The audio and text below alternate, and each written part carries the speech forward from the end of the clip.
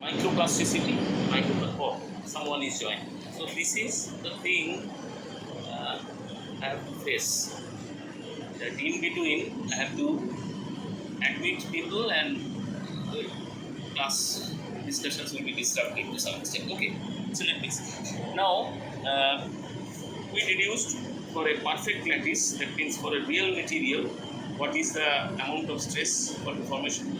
Then for an imperfect lattice, that is the real lattice, actually real material, which are found in nature, or those things not found in nature, that can be material that can be prepared, everything, whatever is available, that is full of defect in different capacities. Like there may be point defect, there may be line defect, there may be surface defect, there may be volume defect, everything. So point defect is a zero-dimensional defect, line defect is a one-dimensional defect, then 2D defect is across the volume. So these are the things that is in CS1 part you must be having all those things, points of considerations. Now mainly the one-dimensional defect, the dislocations contribute to the mechanical behavior of materials, whereas the point defects at some point, zero-dimensional defect, they contribute to the electronic behavior. So the semiconductors types, those things, the point defects mainly take part. Point defects don't take part in your mechanical behavior. So that is clear enough. So dislocations, I have shown you different types of dislocations like edge and screw. And how does it contribute? Because dislocation move, and they move throughout the lattice on application of a stress without having reached its value of the theoretical stress required for causing deformation. That means in the gigapascal range, that is tau equal to g by 2 pi. That range you don't have to reach, but at a much lower stress, almost 1000 times lower stress is required for actually deforming a real material. So that you have already known. Now that is up to the deformation part. Now if you go on increasing the stress, what will happen? What will happen to the material? The material will definitely break. At some point of time it will break. Do you agree with me? Yes, sir. Yeah. So when it breaks, it is actually producing 2 or 3 parts of our material taken. So 2 or 3 bodies are prepared or produced from one body. That means it is fractured. Now that there is a difference between the fracture behavior of a metallic material, we will be talking about metallic material and discussing those things and extending those things to ceramic materials also. Now, the thing is, when you are applying a stress, so that stress-strain behavior. So if you apply stress, there will be strain generated. Strain means there will be certain elongations. So after a certain point, up to a certain point, there will be no permanent strain introduced. So the material, there is a difference between the elastic deformation and a plastic deformation. Elastic deformation is the stress strain in the stress strain curve, the point up to which the deformation is recovering. That means when you release the stress, it will come back to the original position. I gave you the example of a rubber band pulled from 2 ends and then releasing it, it attains the same dimension as it was when we took it. But after certain pulling, it stretches the bit. So to the limit up to which it does not stretch, even if you relax the stress, that is the elastic limit of the material, of that rubber. But when it crosses the limit, it extends and it becomes bigger. The length becomes more. That means it has lost its elasticity and it has plastically deformed. So plastically deformed means there will be elongation. So there will be some change in its shape and also it is elongated. So that is called a plastic deformation. And once plastic deformation starts, that is only possible for a plastic material. That means a ductile material. For a brittle material, only elastic deformation is possible. There is no question of plastic deformation. In ceramics, you would find only elastic deformation, no plastic deformation unless it is put to a very, very high temperature. For very specific crystals, there may be little bit of micro deformation, microplastic deformation, but not across plastic deformation, because ceramic materials, those stresses cannot relax, and no plastic deformation is noticed because they are basically brittle material. Their fracture behavior actually is taking place due to propagation of cracks without any plastic deformation at the tip of the crack. But for a metallic material, the propagation of crack occurs, but with an extensive plastic deformation. That means material gets deformed as well as it's leading to fracture.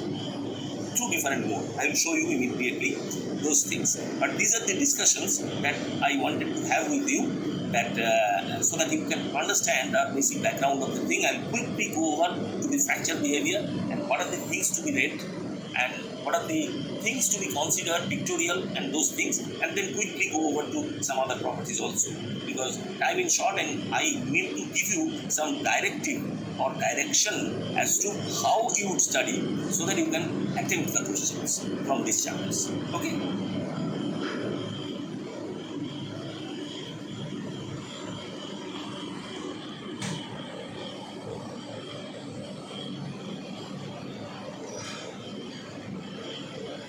Are you able to see?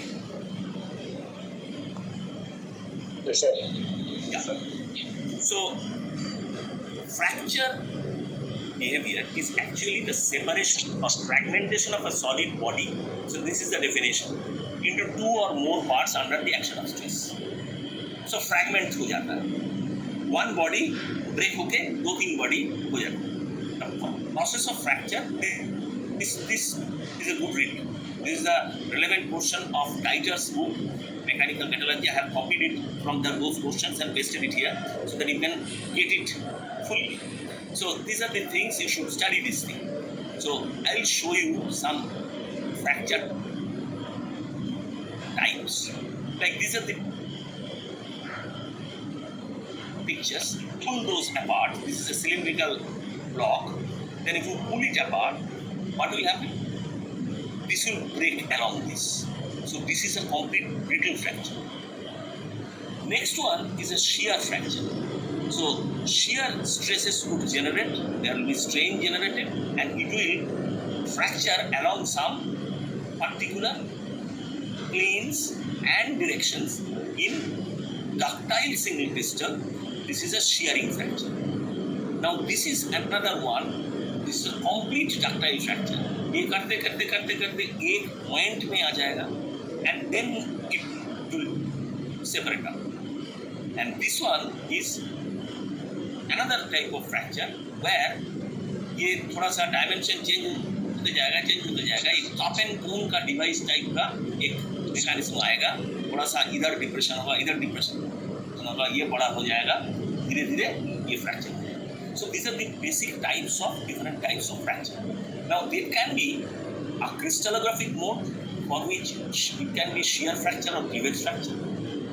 The appearance of the fracture may be fibrous under the microscope, it may be granular, and the strain generated is a ductile strain or brittle strain. Now, similarly, we have to also have the idea of what is the ideal stress required for causing a material to fail. That means, what should be the stress required for an ideal material? I am talking about again the ideal material. As it was in the case of plastic deformation, that was tau equal to G by 2 pi. Here, sigma theoretical equal to G by 2 pi. Here, it is cohesive strength of a material, of an ideal material. That means, for a material in which there is no defect, nothing is there. Here we are not considering any kind of dislocation, because dislocation is always there in case of a defective material, that right? But other than that also, the real material always has got inside very fine hairline cracks of micro dimensions. तुम ऐसे बाहर से तो उसको देख नहीं सकते, अंदर में वो थोड़ा थोड़ा छोटा छोटा क्रैक, बहुत सारी लाखों क्रैक होता है.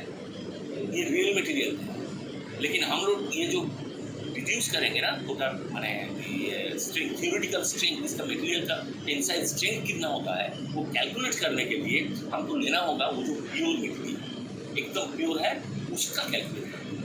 एंड देन वुड सी, तो ये तो पता नहीं, हम तो उससे बहुत पहले ही एक मटेरियल को अगर स्ट्रेसिंग करे तो वो टूट जाता है। कैसे टूट जाता है तब हमको इन्फरेंस ड्रॉ करना है, ये टूट जाता है because the material is not pure. इसका अंदर में बहुत सारे कुछ है जो हेल्प करता है वो स्ट्रेस लेवल डाउन करना। So that is the way you should interpret, and this is the theory of fracture.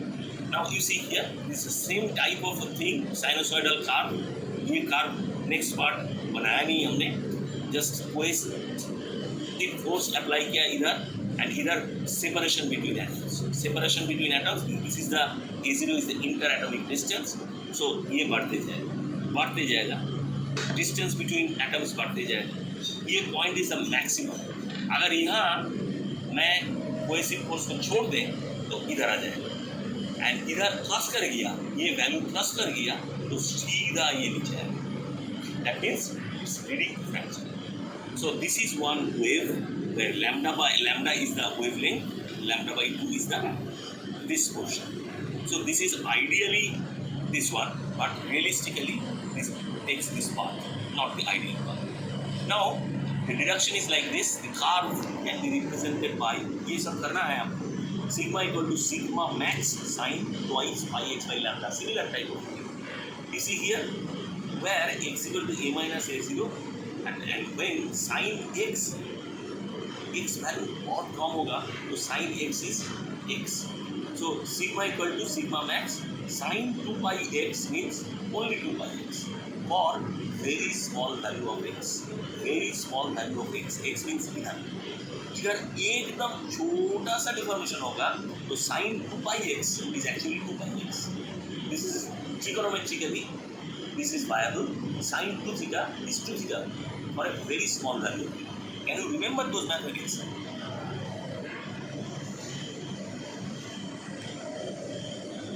Up to this is it okay? Yes, sir.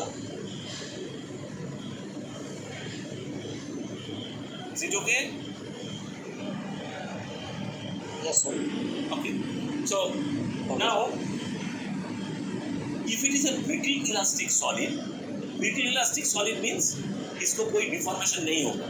That means ये elastic deformation में रहेगा. I will show you the elastic deformation curve also. So that way, stress is proportional to strain. So sigma is the stress, E is the strain. So proportionality constant is E. That is elastic modulus. So sigma will be E small e, and that small e equal to x by a0. That means this is the x and this is a0. So x by a0 is the strain. So sigma equal to e x by a0.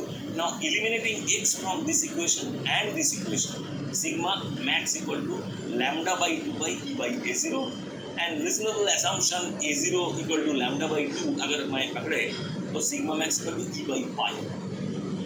So from that, potential exists for high values of cohesive strength. And E is the elastic modulus. Very, very high value. Very, very high. So elastic modulus by only pi. That is 3.414. So that is a very high value.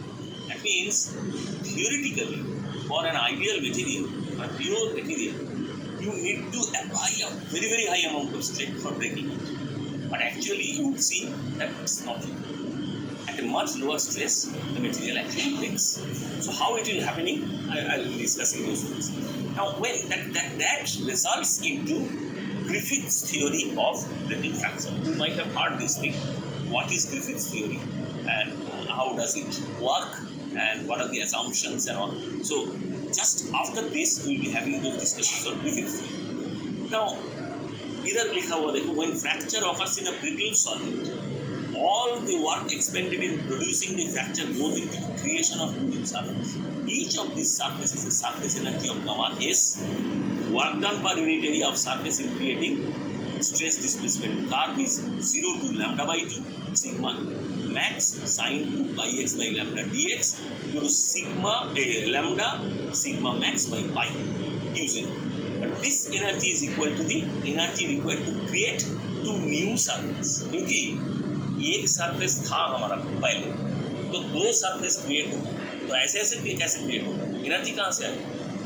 तो energy किसी को तो देना होगा, Otherwise, so you are you are giving energy from outside, that you are giving a stress, and then वो stress अंदर चला जाता है and it is creating the fracture. So fracture जब होता है एक surface से दो surface create हो जाता है, that means the energy you are spending that is being invested in creating two new surface. So one surface से दो surface create हो रहा है. So दो gamma s हो गया. Gamma s is one gamma s is related to one surface. When it is creating two surfaces, it's two gamma s.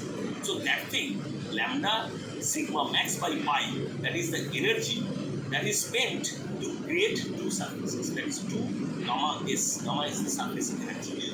Surface energy definition is the work done to increase the surface area by 1 square centimeter. So that is joules per centimeter square, joules per meter square, like that, surface energy.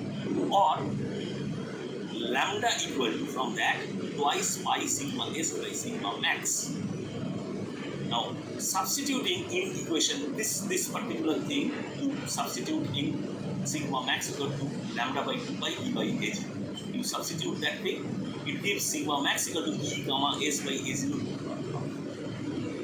Now these expressions for the force displacement curve, which are more complicated than the sine wave approximation, results in estimates of sigma max from e by 4 to e by 15. Convenient choice is to say that sigma max equal to e by 10. So e by 10, not e by exactly pi, so e by 10, and this is the model, elliptical crack model, that this is the crack length. So now it will be coming late. I will come to those. Now what happens? Another person is coming now. Who is that? Hari Rakam. So he is coming at 12:25.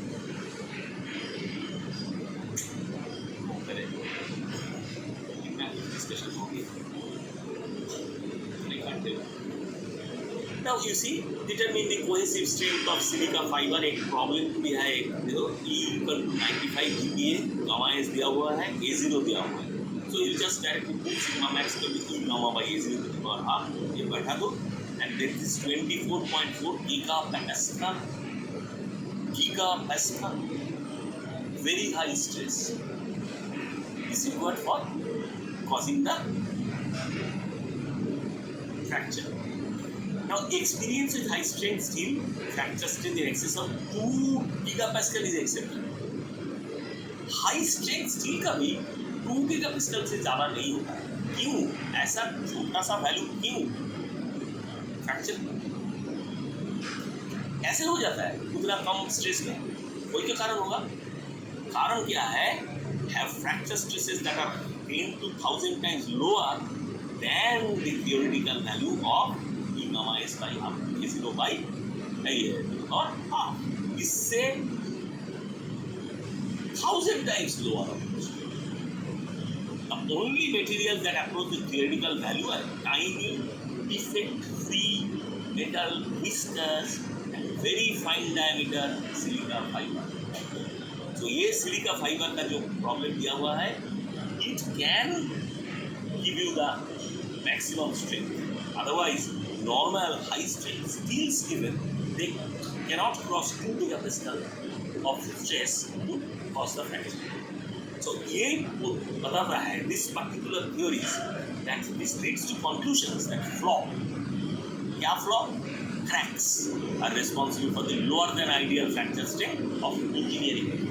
जो engineering material है उसका fracture stress उतना ज़्यादा कभी नहीं होता है. Only because of the fact that engineering materials contain flaw और क्रैक. क्रैक ऐसा क्रैक नहीं है जो दिख रहा है, बाहर से कुछ नहीं दिखेगा. माइक्रो डायमेंशन क्रैक्स है. Put it under the microscope, then you can visualize. So then came the idea of ethics. Now, where the cracks come from? It's a logical expression of the idea stress concentration to show how the presence of cracks will result in a reduced crack strength. ये देखो कैसे कम हो जाता है crack presence.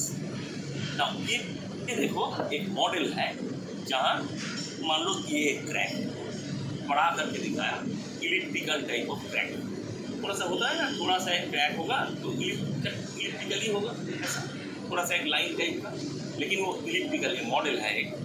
तो इसका length है, total crack का लेंथ है 2c, c is one particular length. So when that crack resides on the surface of the material, that crack length becomes half, that is c. When it is a surface crack, the length is c. When it's a bulk crack, that means inside the material, it is 2c.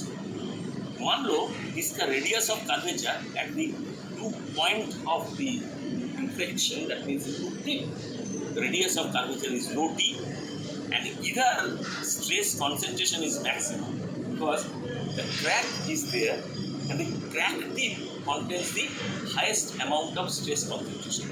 Now we see this reduction. Presence of cracks will result in a reduced fracture strength. कैसे होगा देखो, क्या interesting calculation है। So figure 7.3 हमने देख लिया, the elliptical crack in an infinitely wide plate, बहुत बड़ा एक प्लेट में छोटा सा एक crack. The crack has length 2c, radius of curvature its tip is rho. Maximum stress at the tip of the crack sigma is given by sigma max.